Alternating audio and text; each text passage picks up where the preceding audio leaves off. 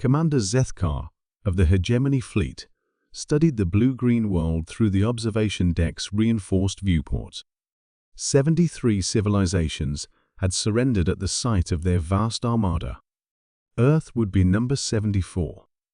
The planet's electromagnetic spectrum buzzed with primitive radio waves and crude satellite networks. Their most advanced vessels barely scratched the edge of their own solar system.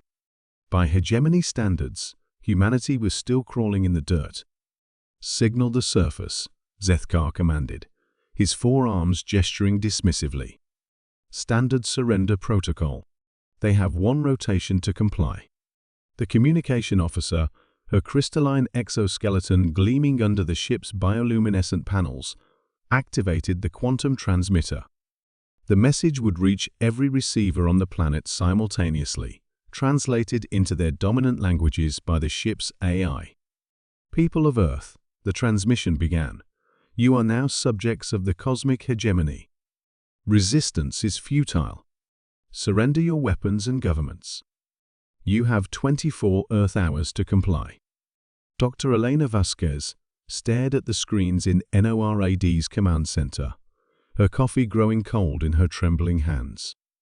Around her, generals and scientists argued in a dozen languages as the alien transmission played on repeat. "They're not even trying to hide," General Morrison muttered, pointing at the tactical display. 300 ships, each one the size of Manhattan. They're just sitting there.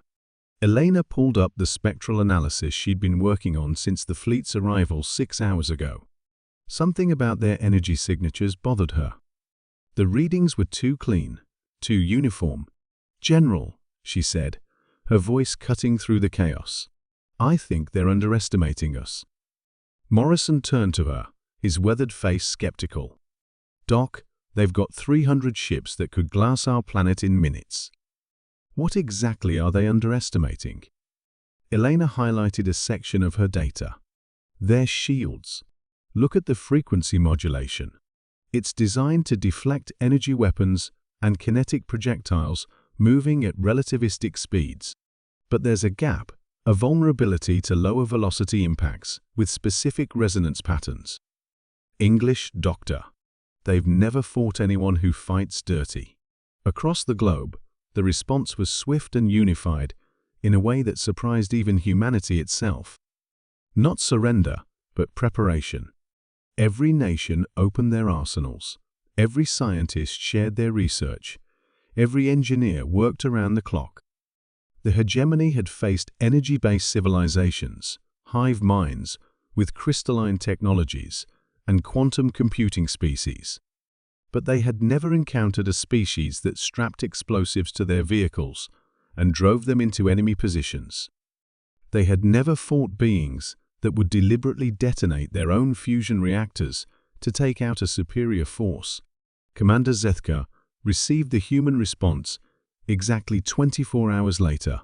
Not words, but actions. The first wave came from submarines ancient by galactic standards, but invisible to sensors designed to detect exotic matter propulsion. Nuclear torpedoes, moving at mere hundreds of meters per second, passed through the hegemony shields like they weren't there. The resonance frequency Elena had identified proved catastrophically accurate. 6 ships fell in the opening salvo.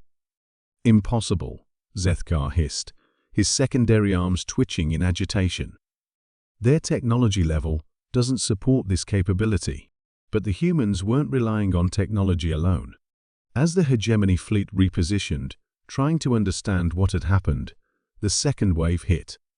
Fighter jets, propelled by chemical rockets, a method so primitive that hegemony databases classified it as theoretical curiosity, swarmed up from the planet's surface. Their payloads weren't sophisticated, simple nuclear warheads and kinetic penetrators. But they came from every direction, using flight patterns that seemed random until you realized they were deliberately chaotic. The hegemony's AI couldn't predict them because there was no logic to predict. Human pilots weren't following optimal attack vectors. They were following their instincts, their emotions, their desperate creativity. Elena watched from the command bunker as the battle raged above. She'd been wrong about one thing: the aliens weren't just underestimating human technology. They were underestimating human unpredictability. "They're trying to establish a pattern," she explained to the Joint Chiefs. "Every species they've conquered has been logical, efficient. They adapt their tactics based on mathematical models. But we don't follow mathematical models in combat. We follow Murphy's Law." The third wave confirmed her theory.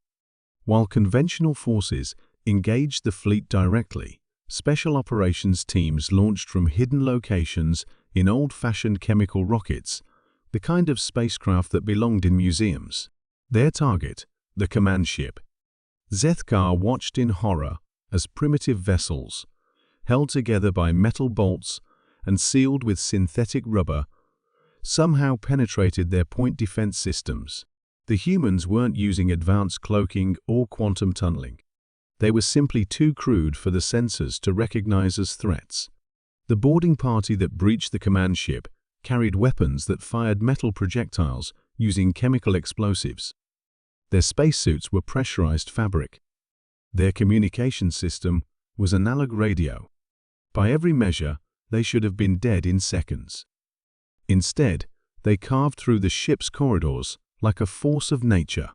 The hegemony crew, accustomed to elegant energy weapons and predictable combat algorithms, found themselves facing humans who used their environment as weapons, who turned every piece of equipment into an improvised explosive, who fought with a savage creativity that no military academy in the galaxy had prepared them for.